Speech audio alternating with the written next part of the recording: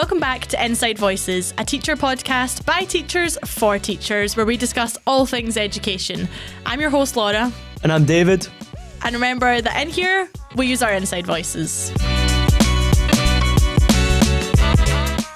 On this week's episode, we are going to be talking about the kind of COVID gap and how COVID has changed and evolved education, if you will. So to kick us off, David, how do you think things are different from sort of pre-pandemic to now?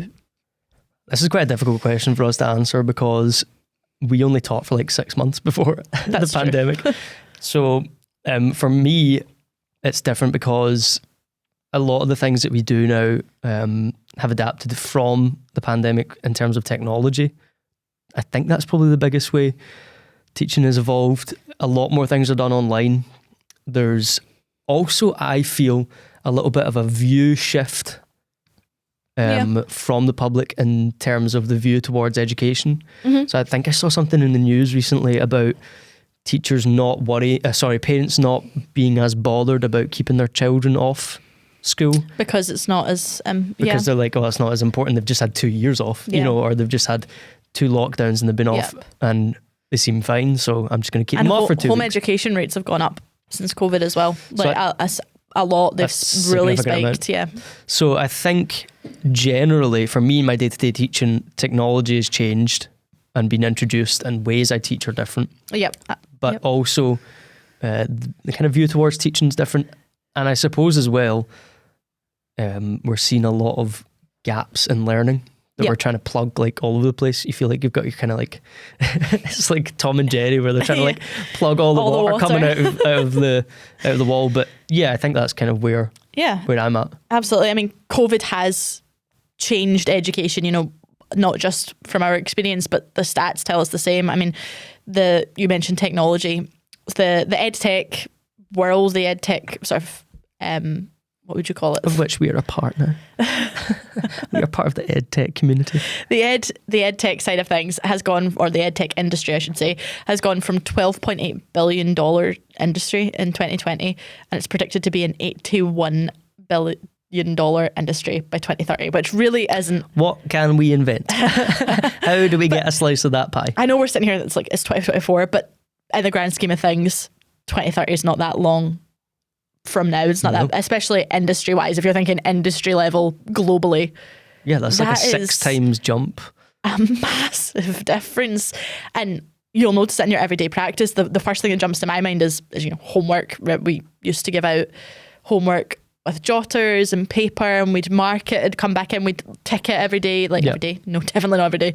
Every week. For a Friday. Whereas now we do that online. So if you think little shifts like that in every single classroom, with every single teacher and every single school globally, not just in our little country, everywhere, no wonder it has gone up that much. Is there anything that you think you use now that pre-pandemic you wouldn't have touched? Well, obviously you've got your kind of sharing platforms, your Google Classroom, your Microsoft Teams. We dipped our toes in with those in 2019 in terms of like Seesaw and Class Dojo and stuff like that. So we had kind of sharing platforms for parents, but not necessarily that communication with children, submitting work and things like that. So before COVID, I probably wouldn't have seen a use for them in my classroom, if I'm being honest, because they were in front of you. It wasn't broke, so why would I fix it? Children were bringing in homework. They were submitting paper copies to me. Now in my classroom, children submit things to me online all the time. You think about even Canva. They've got an account, they go on, they complete a piece of work, and rather than printing it out or having some kind of digital copy stored on a hard drive somewhere, they send it to me on the cloud. Yeah. So all of those things are much more common now, I think. Absolutely. Is that kind of the same in your... They're integrated into things. I think it also shifted from those people who are maybe a little bit reluctant to use technology. You kind of had no choice. I know.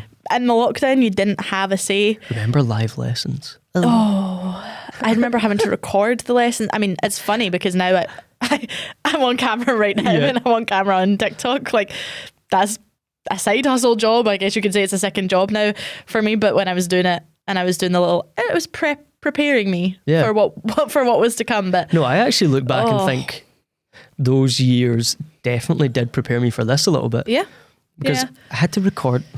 This is definitely on record YouTube. Yourself reading the class novel. Yes! Yep, that is on. What did you do? What was your book? Pugs of the Frozen Earth. I made a whole but I had 2 class novels because I wanted to make my life difficult because I had a composite, so I did 2 different novels. Don't know why I did that.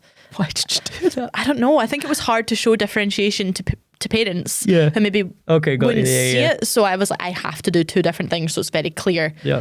5 and 6 are different. You know, I obviously had too much time on my hand though, because see, if you look at these videos, they were all like, I had 3 camera angles going. You did not. I thought I was in the office. That's so I had 3 funny. camera angles going, and I think I only did this for like 2 or 3 weeks, and then no one was watching it. Like no one was engaging. So I was like, right, sound guys, no problem. I made a whole YouTube channel and they'll still be there somewhere. It's private, so you can't find it. Like it's a locked YouTube those. channel. It's a locked you can't go on and find it. But no, she's panicking. I know. Everyone was forced to use this technology, and that's the very straightforward way of putting it. Everyone was forced into using this technology, and if you were fortunate enough in your school that you had somebody who knew what they were doing at the start, they could kind of. Very fortunately for us, we had literally as probationers just 3 weeks before been on a Microsoft course that talked about Teams. I didn't know Teams existed. Yeah, like I have no memory of that. Maybe you didn't go to that one. I don't know, but probably. Honestly, could not have been better timing. Yeah, and I was the only one who knew it existed. So I remember in the last. So it's you know when things got to blame. We had to use Teams. Sorry, when we were sort of. Do you know that weird way it went where people were kind of dropping like flies because everyone was. Yeah. There was no guidance to not be in places, but everyone was just making their own decisions, like all of that. And I went around every class and had 15 minutes to show them how to log in, how to find their username, how to get on their team, and how to show teachers how to set up a team. And that was it. And it's the Wild West. Do you remember the first day we tried to use Teams? Oh, Microsoft Teams have never seen the amount of users on there as there was on that day. Just crashing. It truly loaded 30 seconds in the day, and it got to the point where we just posted on Dojo and we're like, everyone just sign off because there's no point, it's not going to work. And then they did fix it eventually. But you're absolutely right, the technology that's integrated into classrooms is a massive change. Obviously, you've got the attainment gap as well. No Scottish stats for this, which I think is interesting. I did look on the kind of attainment gap statistics, and they did mention that COVID would have an impact, but there's no statistics on the impact it's actually had. Interesting. Which I think is interesting because it's 2024 now. You'd think that would be enough time to kind of gather that, but there's not been anything. The Department for Education suggested 2 months. Is that English? Yeah, 2 months of learning loss. What? Per child. Again. Sorry, that was so Scottish. What? What? That was my response to that as well. 2 months? I also felt that seemed like a very, well, do you think it's a low number or a high number? Extremely low. Yeah, I thought the same thing. They were out of school for like at least 6 months because there was 2 lockdowns. Exactly. But you obviously have to compare into that. Scotland and England had different approaches as well. So slightly, I think 2 with months, schools, so that's a bit of a joke. I think that seems to me a low number. Also, children in very different circumstances. If you were in a household where parents were working and they had to be working and you needed help, or a lot of the time mental well-being, as it rightly should have been, was prioritised. Yep, and a lot of parents struggled with having their children at home, teaching them. That's not teachers. their job. They're not supposed to be teachers, 100%. and they're not supposed to be doing that as well as doing their own jobs. So 2 months to me seems low. But speaking kind of Scottish specific here, when a really good Scottish phrase for that, they're at it. They're at it. They're at it. But speaking more Scottish specific, do you want to kind of, before we go into COVID more specifically and the kind of impact in the schools, jumping straight to the end with the sort of recovery, do you want to chat about what kind of happened and what that looked like at Scottish schools? Because that's how you ended up in the school you're in today. You know, that's how you were brought to, that's how this podcast was born. Yeah, thanks COVID. No. Yeah, so, well, I was moved to the school because I got a permanent contract just before COVID. Timing was impeccable. But the way that they ran it was anyone with what they called a permanent supply post could be moved wherever and whenever the need arose. unless you were kind of class committed. If you were class committed within a school, you were pretty much going to stay there. But I wasn't class committed. So when I came in, there was actually a few of us that came in at the same time. I remember your getting to know you lesson, by the way. If you want me to ever really embarrass you, I remember what did I say in it? You talked about your favourite football players and everything. It was. I just sat at the back of the room and watched. No. I think I actually photoshopped my face. You did Photoshop your face into it, yes. I wasn't Messi. actually going to out you with that one, but I photoshopped. I clearly had too much time on my hand. I photoshopped my face onto Lionel Messi. Yeah. Okay. Anyway, I came in to the school as kind of COVID catch-up, COVID support. Yeah. That was my role for 6 months. And then a staff went on long-term absence. They were isolating. No. Shielding. That was the thing. Shielding. So I had to then take their class. So that got me into class after about 6 months of being in the school. And he's never looked back. But that first couple of months, I was just doing learning support. And I was originally in your class. Yeah. And then I got moved because there was a greater need down the school. And yeah, that's kind of like what I was involved with. I don't know if you had anything else in mind. We were given these COVID recovery teachers into schools, but actually a lot of the time that's what ended up happening. It didn't end up being COVID recovery because it ended up being covering staff absence, because obviously at that time the rules were completely different. Yep. So I don't know how much good that did in terms of filling or closing any sort of attainment gap, because it wasn't really, and we only had it for the year. We only had that extra funding for for the year of 20, would it have been the summer of 2020? Yeah. Into 2021, the June of 2021. So I think in that time, there were still restrictions that whole year on isolating, on all of these things. Masks, the whole thing. Masks. I don't know if that year was the best year to have that funding there, because that year was still so up in the air. I know, but then they had to be seen to be doing something, didn't they? Yeah. But at the same time, like, take my example, right? I came in, I just finished my probation year, and I was supposed to be this COVID recovery teacher. I didn't know how to do learning support because I just spent a year being a class teacher. Yeah, that's so I didn't really know what learning support involved. So I was kind of sitting there. First of all, I remember the first couple of days. Do you remember? This is terrible.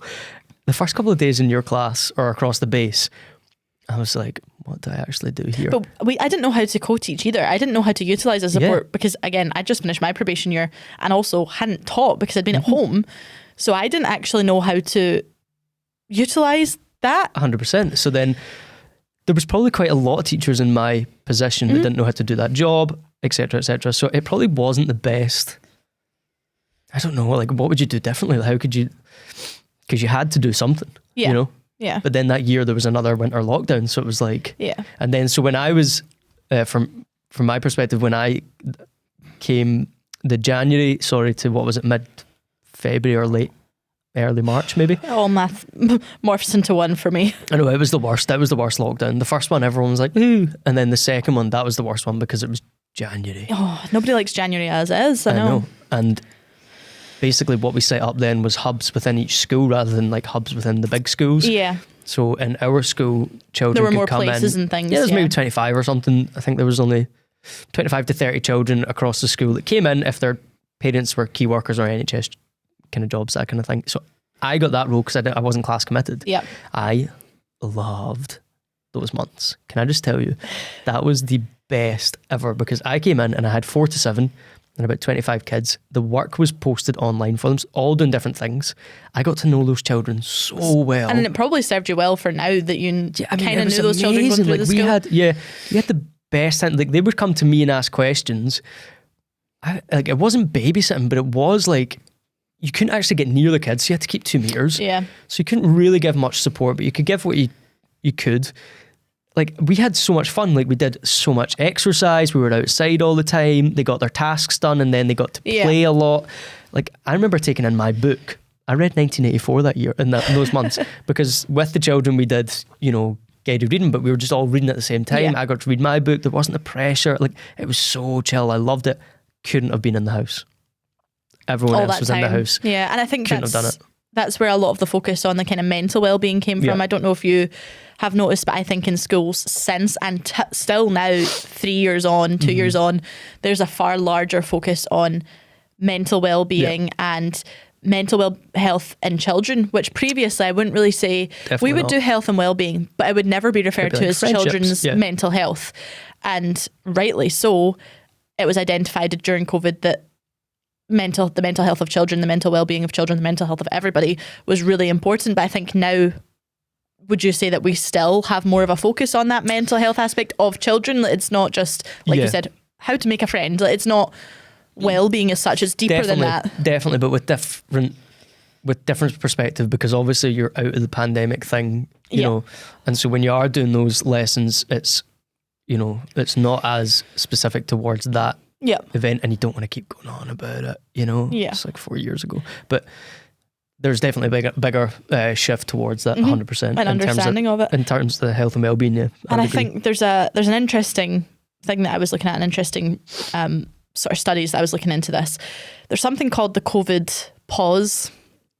And the COVID pause suggests that so whatever age we were when we went into, and I can totally identify with this because I feel it myself, whatever age we were when we went into the pandemic, our age kind of stopped because we lost those years essentially. So did the children sitting in front of us.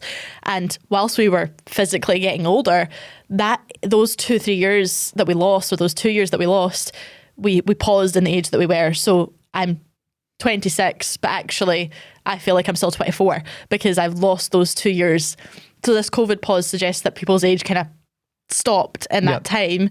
And interestingly enough, there's also then a statistic and a study that looked at children specifically and teenagers that actually looked at their brains and their cognitive development, and that they actually got older faster in COVID. So their brains were responding as if a brain would respond to trauma. A brain would respond to, obviously it was, when you think about it, the psychological effects of a pandemic, it's not something you're ever going to experience again, but that is so impactful. So these children, although they were experiencing the same COVID pause and feeling younger than they were, their brains were actually older than they were because they were responding to this trauma, and they were maturing faster than they should have been, their brains. And I think that actually represents a school so well. When you look at it like that children seem older. They seem to, not find the things little kids found funny. They maybe don't find that funny. There's a lot more mental health. There's challenges there. But they also do seem very young. I don't know if that's kind of made sense. It's a hard one to explain because those two things are sort of opposite but go together. I don't know if that's your experience of kind of teaching and a shift actually, that you've noticed. Now that you mention it, that does make sense. I mean, I've thought after COVID, the classes that I've been teaching have felt younger in terms of their, I don't know, interactions with me like their or social skills. That is the one, They're kind of social interactions with each other. So I'm a primary 7 teacher and I'm seeing behaviours that I would maybe, it's kind of petering out now, but I've seen behaviours that would maybe have seen in a primary 5 class or a primary 6 class. They were more kind of lined up with that. But then they've been through something that is, as you say, like aged them in a sense at a different rate.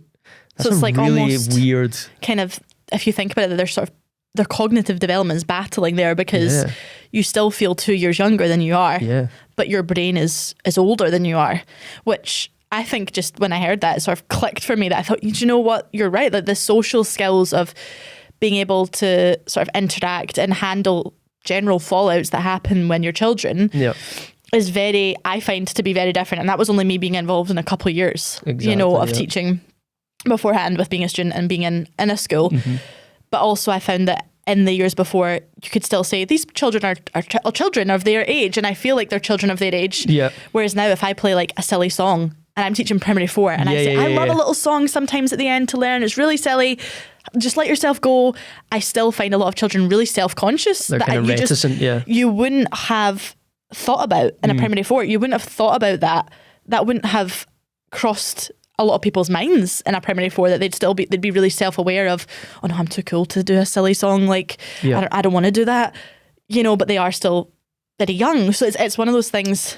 I would say my class right now love a silly song. See, mine are not a fan, but but I think your boy loves a silly song. You do. That COVID pause though. Have you heard of the Wiggle Dance? Oh my days. He loves the Wiggle Dance. I like how we're talking about something serious and he's like, the Wiggle Dance. Let's talk about the Wiggle Dance. See if you're listening, right? Check out the Wiggle Dance. It's an absolute bop. I think it's made for like primary 2s. My primary 7s love it. I absolutely love it. Every brain break we get the Wiggle Dance on. It's a bit weird, I'm not gonna lie. It's a bit strange. It's a bit strange. But that COVID pause means we're all kind of 2-3 years younger than we are. But brain-wise we're not, brain response-wise we're not. Still feel like I'm 23. Yeah, and when I hear that, I think, do you know what? Like, I still feel like that, and I feel like life's gone really quickly in that time, and I go, how have I gotten to this age? And also the year 2000 was 5 years ago, you know? Yeah, that was, exactly. It was 5 years ago, and the 80s was 20 years ago. Yeah. I mean, we're put into perspective, right? We're mid-20s, some of us closer to 30 than others. Why would you do that? It's only a year, but I'm clinging to it. Why would you say that right now? I'm vulnerable. Sorry. We're mid-20s. We'll cling to that, even though I'm in my late 20s. Not really at all. Neither of us are in our mid. Well, I still technically See, when I hit 27, Andy, my brother, was like, I don't want to know. Thank you. He literally just texted me and was like, you're in your late 20s. No, thank you. Okay. I don't need that negativity. Okay. I've still got 6 months to go. I actually think I'll have a proper breakdown when I hit 30. 5 months to go. But anyway. But if you think of that 2-3 years and how we feel as adults being mid-20s. Yeah. If you think of let's take a primary 5 right now, what, the 9? I never get their ages right, 4, but yeah. 8, 9 years old. So we're talking an 8, 9-year-old then being 6, 7? If we're talking about the COVID pause, of like a 10-year-old. But that is a huge difference. So when you talk about like the brain of a 10-year-old, what do you mean in terms of like... So the brain, obviously, they actually say your brain is not fully developed until you're 25, right? That is the whole... Yeah, I felt that. And I felt that. I was when like, I had 25, it was like, whoa. But your brain is obviously evolving, changing. So I don't know exactly how if you're a scientific person and you understand matter in the brain, all of that, then please... Neurology. Yeah, neurology. Give me a little bit more information on that. But essentially they can see where a brain responds to trauma, and that matures it faster, and it shapes that brain faster. Okay. So that you'll hear a lot of the time, if someone's been through trauma, they quite often then end up on their own at a younger age. So whereas people maybe would kind of break away and live on their own at 19, 20, like whatever it was, you see sometimes if people have been through a traumatic experience, they do that a bit earlier in life. It's just the way our brains respond to these events and such, and it's all to do with the matter and all that. Anyway, you don't have a clue what you're talking about, do you? No, I actually read the whole article. It genuinely is all to do with that, and they did explain how they... That was waffle. They explained how they tested it all. So...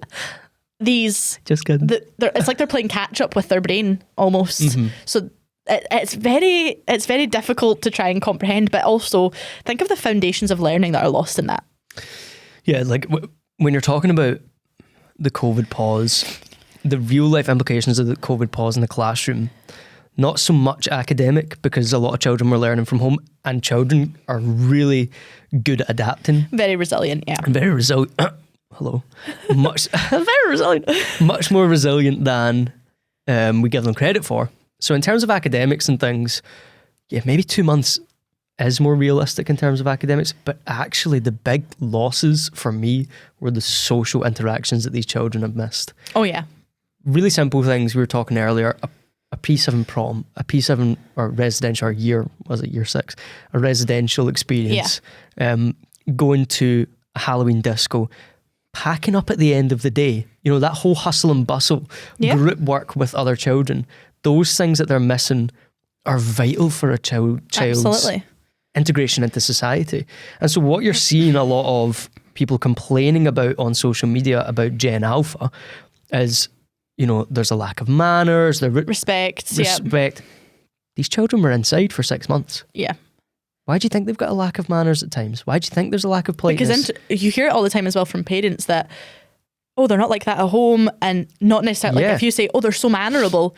I don't mean that in a negative way. I mean that, mannerly. They're really, they're really helpful, or they're really supportive, and you get, I don't get that at home. They wouldn't help me do the dishes even if I asked. Like, you do get that, and you're absolutely right. Those things that they build because you want your teacher to be like, impressed by you, and there's a wee bit of course, learning in that for future workplace scenarios and all of that. But you're right, even things like packing up your bag at the end of the day and learning how to fall out with someone. 5 minutes to pack your bag at the end of the day. No, you don't have 45 minutes to pack your bag and procrastinate and go do something else. You get this done in 5 minutes. That's your only option.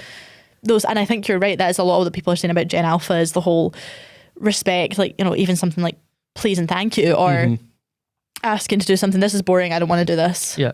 Whereas you just you're like, oh, wouldn't it? I don't think you ever really, I mean, maybe I'm comparing that too much to my side of schooling, but it makes the behaviour sort of make sense when you think of it that way, that the internal battle that's going on in these children's brains and their actual well-being, this internal conflict, if you will, between those two things, makes it make a lot more sense. A lot of the things that we're seeing. Think about it, they missed out on playground interactions. I mean, how many fallouts you deal with in play, like every day, and there's drama, but it's sometimes vital, because what they're learning is, or what you can teach them in those moments, is how to deal with other people that are their peers, that are their age, people that are younger than them than in the playground, people that are older than them, and that whole dynamic, that whole hierarchy.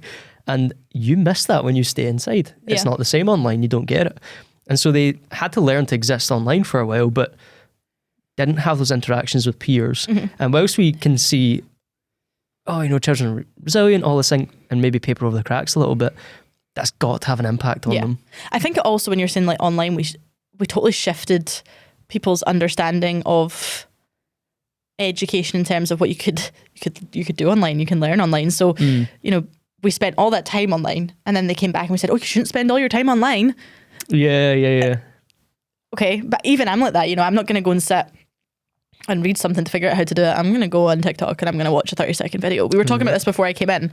My attention span is a 30-second TikTok video now, and even if I don't like it after 10 seconds, I'm like, skip to the No, I skip to the end and I say, do you know those? I mean, I'm sorry, I do it. I introduce myself and I understand if you skip it.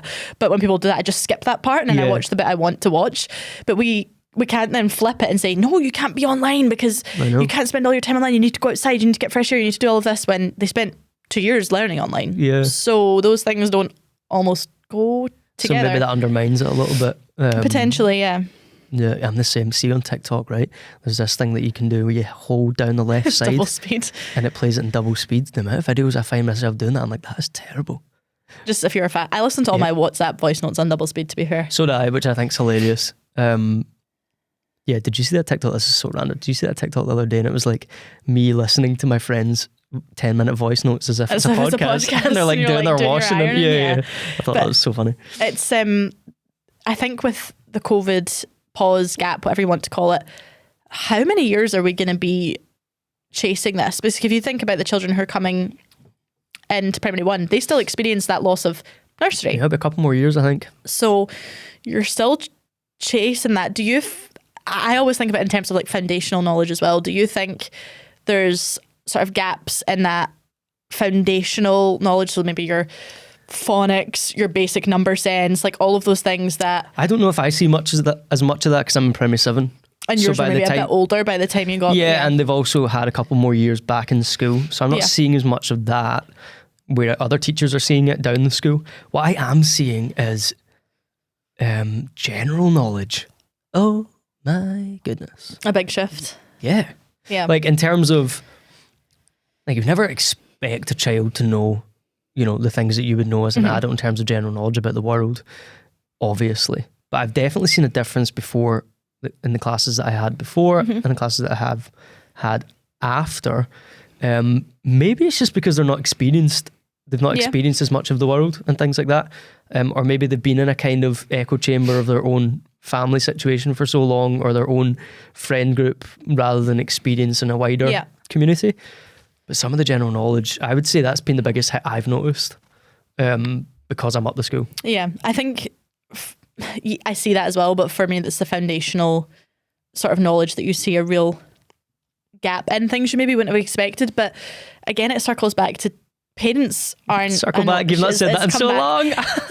Parents aren't teachers, and yeah, I know. Although you know how to read and you know how to spell, you know, teachers know how to look at digraphs and say this is a double sound and here's what this sound. So I think of it as like when my nephew was when it was the lockdown and things, I was helping him with things because my mum and my brother were just battering their head off a wall because, you know, my nephew would go, that's not how my teacher told me to do it. And they're like, just do it this way. Yeah, yeah. You know, like they could have lose it, like just do it the way that I know, which is so true because obviously when a lot of adults were at school, it would have been very much do upstairs, downstairs and just do it that way. Whereas we're trying to get them to partition and empty number line and pull a number apart and all of that. So that kind of foundational knowledge. Phonics is actually, as an adult, really difficult. So if you're a 13-year-old, 14-year-old, 15-year-old in lockdown, you've got that basis, that foundational knowledge. So actually you probably could, not saying it was enjoyable, but you could have sat down and learned your English because it's not foundational. It is. Yeah, I know what you mean. It's trickier. Whereas if you're, and obviously if they're younger, they can't log on their own. They can't do all those things on their own. Brutal. So phonological awareness and number sense that's really, really important in those first few years. Yeah. A lot of that was missed, and that's then very difficult to recover because you're now in primary 5 and here's the curriculum you need to be doing in primary 5, but that requires all the foundational knowledge, but that's not fully there, so it's very difficult to then add to that because you're not necessarily plugging, I know you said with the water and like plugging all the gaps, you can't possibly plug every gap but also progress the learning. It's next to impossible to do. Totally is. I mean, obviously I said I don't see it as much as you because I'm kind of higher up the school and those foundations aren't what I'm teaching as much. But I know that we see it down the school and I know that we see it across schools in the country. But when you read statistics online and when you read government statistics, that's not what the story says. You know, it's like everything's rosy, everything's back to normal. No. I mean, talk about cognitive overload for a child coming in and saying, we're going to do all this new stuff, but I'm also going to try and help you with all this stuff you can't, like you've not worked on when you were younger.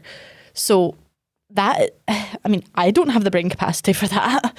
I wouldn't have the room for someone to be teaching me something new, but also trying to remind me of how to do something really I was supposed to know 4 or 5 years ago.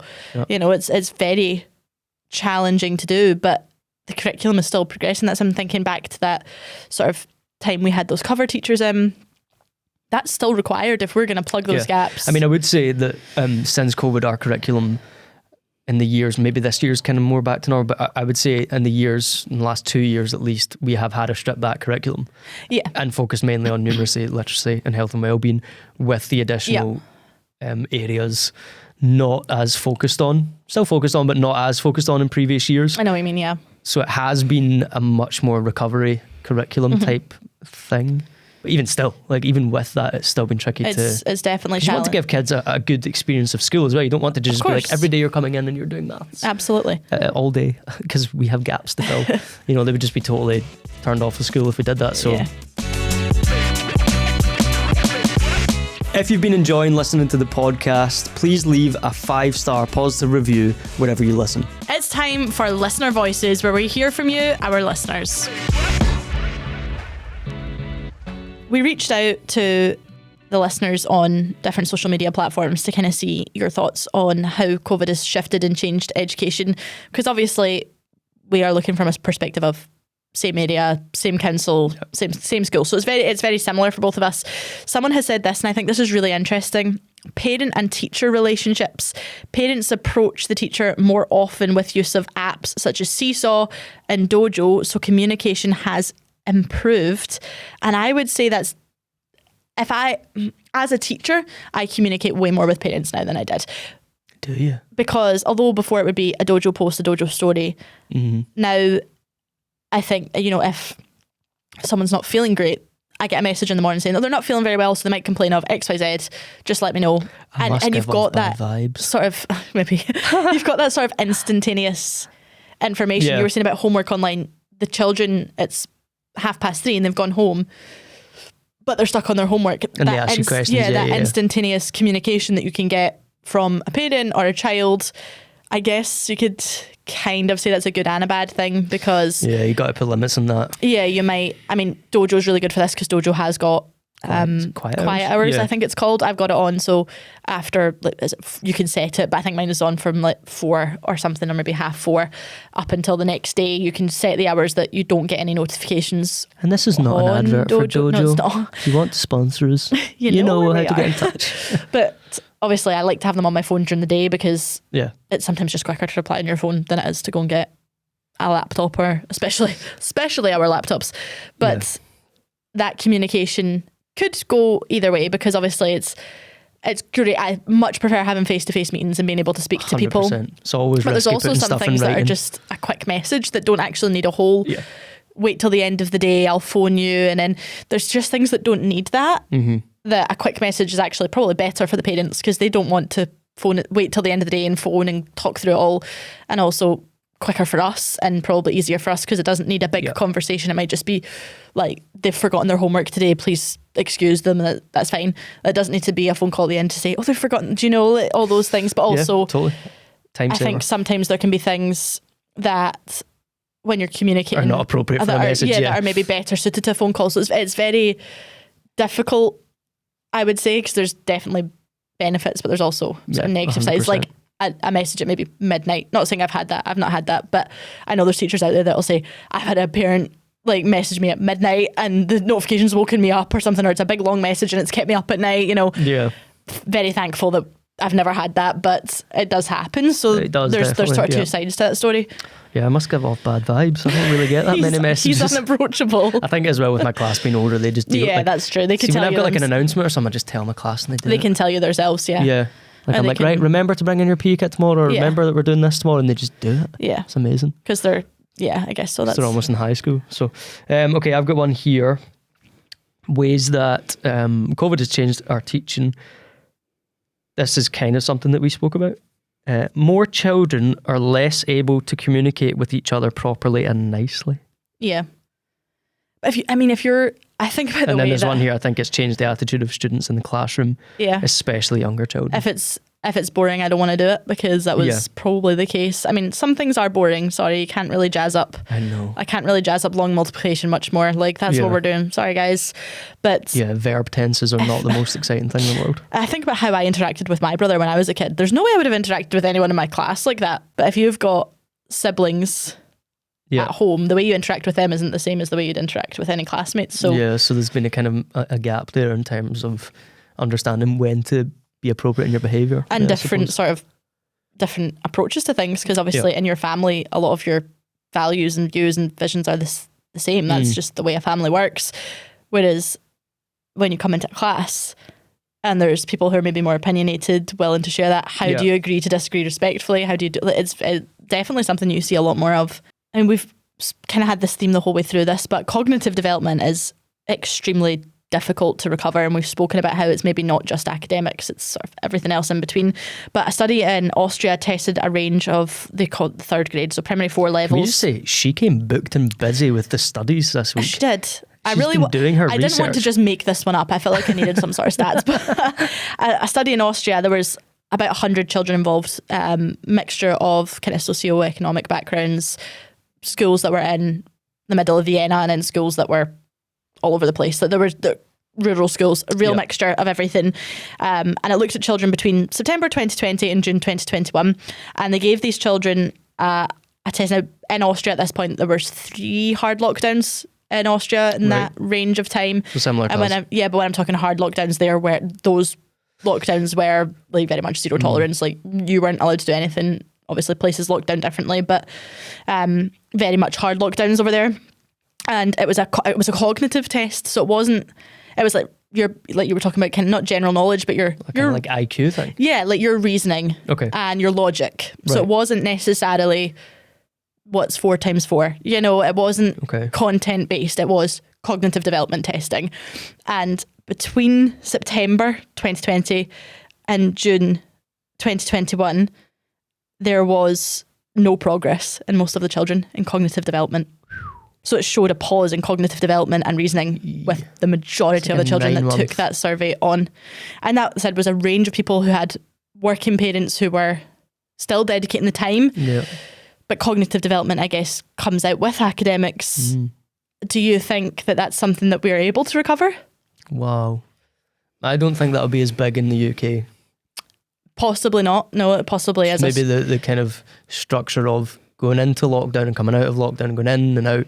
You know, there were periods throughout the summer where there was not really many restrictions in terms of being able to socialise with people. So I don't think it'll be as big. Like, that is quite extreme. Can I think you can recover that? Can you? Because you can't really teach reasoning, can you? Love to see the data on it. Yeah, you can't teach reasoning and logic. That's very difficult to teach. Is there anything that you think you do in your class that helps to promote reasoning and logic and those cognitive things like social skills? Oh, of course. I mean, we do a lot of health and wellbeing work with that, and a lot of outdoor learning for that very purpose. But we've already spoken on this podcast about things that we do within our class that just promote little things like resilience and things like those puzzles that I've got in my class. They're great when I keep bringing them up, but they're such a good thing. That we also have the board games and things in our class. Do you want to talk about how we use them? Because that was a post-COVID purchase as well. In terms of the way we set up as well, and this is kind of one of the last things I want to say, but in terms of the way that we set up, 1 day a week we do play. Yep. Or kind of playful learning or investigative learning kind of thing. I actually did it this morning. It worked quite well this morning. And the children have tasks to complete. They complete them at their leisure or whenever they want within the time restrictions. But in those moments where they're not completing a task, they have options to engage in other things of their own choice. And you're talking primary 7, so this is 11. Yeah, so the things that I had out for them today was I had electronics kits, circuit boards and things, and they love those. So we went to them. Love those. And there's 2 or 3 at a board, and they're all building and things. I had Legos out, I had construction kits out, we had outdoor materials, kind of loose part play. But also the thing that you mentioned, we have boxes of kind of social games, which are just generally board games, Monopoly. We also got Jenga, that kind of thing, where the children can just have those moments. And you're not doing it long, like you're doing it 15 minutes or something. So they're building in those moments of getting disappointed with each other, beating each other at something, losing at something, arguing over something, having a laugh together, those social interactions that we can build in quite easily. So, and prior to play, we used to, right after we came out of COVID, it was like a slot. We put out a slot of time to just play the social games. We had like half an hour or whatever it was, where they could go play. It was great. I used to whip them social games. It says I get too competitive at Uno. I'm not allowed to play. Yeah, I used to love a game at Uno. But yeah, we did things like that. So I don't know if you can gain that back or not over time. I mean, the data will show it eventually, but yeah, I'm not sure. It's a tricky one. Thanks for tuning in to this week's episode of Inside Voices. Be sure to come back next week. We're going to be talking all about EdTech and how we utilise it in the classroom. And remember that in here, we use our inside voices.